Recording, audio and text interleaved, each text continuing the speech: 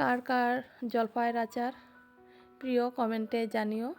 আমি তো এবার দুবার বানিয়ে ফেলেছি, আর এভাবে বানালে অনেক দিন স্টোর করে রাখা যায়, কিন্তু আমার ঘরে স্টোর করা থাকে না, শেষ হয়ে যায়, তার জন্য বারে বানিয়ে থাকি।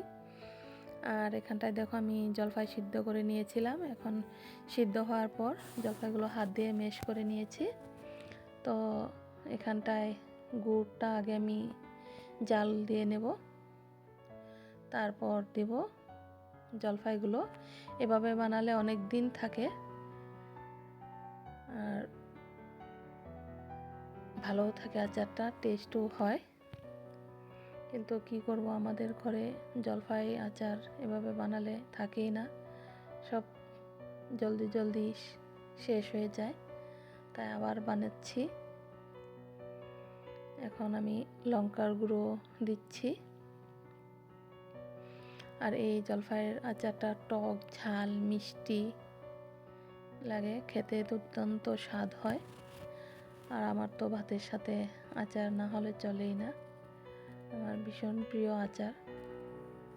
আর এখন মশলা দিব, গোটা ধনিয়া, সরিষা, গোটা জিরে, মৌরি, আর দেব পাঁচফোড়ন, এলাচ, দারচিনি, লং, গোলমরিচ, আর শুকনো লঙ্কা দিয়েছি, তেজপাতা দিচ্ছি, দেব মেথি, আর দেব জোয়ান। এগুলোকে আমি অল্প ভেজে নেব।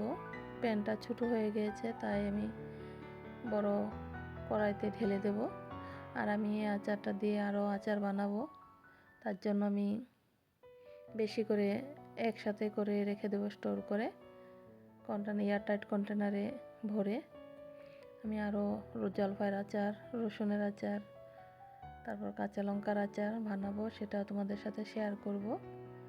আর দেখো এখানটায় আমি মিক্সিতে, ঠান্ডা হওয়ার পর মিক্সিতে সবগুলো গুঁড়ো করে নেব।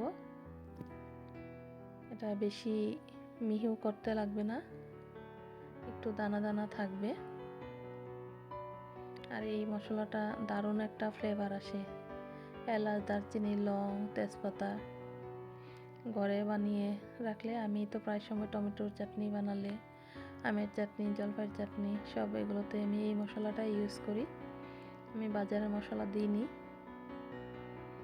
এখন আমি মশলাটা দিয়ে দিয়েছি। দেখো পাতলা হয়ে গিয়েছে জলপাইটা দোয়াতে, কিছু ব্যাপার না, এটা জাল করতে করতে ঘন হয়ে যাবে। তো দেখো আমার জলপাইটা ঘন হয়ে গিয়েছে এখন। আর এভাবে কার কার পছন্দ কমেন্টে জানিও, টক ঝাল মিষ্টি আচার। তো দেখো ঠান্ডা হয়ে গেছে, আরও ঘন হয়ে গিয়েছে। এটা এয়ারটাইট কন্টেনারে আমি ফ্রিজে স্টোর করে রেখে দেব, অনেক দিন থাকবে। এখন নামানোর আগে আমি বেশি করে চাট মশলা দিয়ে দেব। চাট মশলা দিয়ে এটাকে ভালো করে মিক্সড করে নেব। এভাবে তোমরা বানিয়ে খেয়ে দেখো, ভীষণ টেস্ট হয়। তাহলে এখনকার মতন আসি, সবাই ভালো থেকো, সুস্থ থেকো।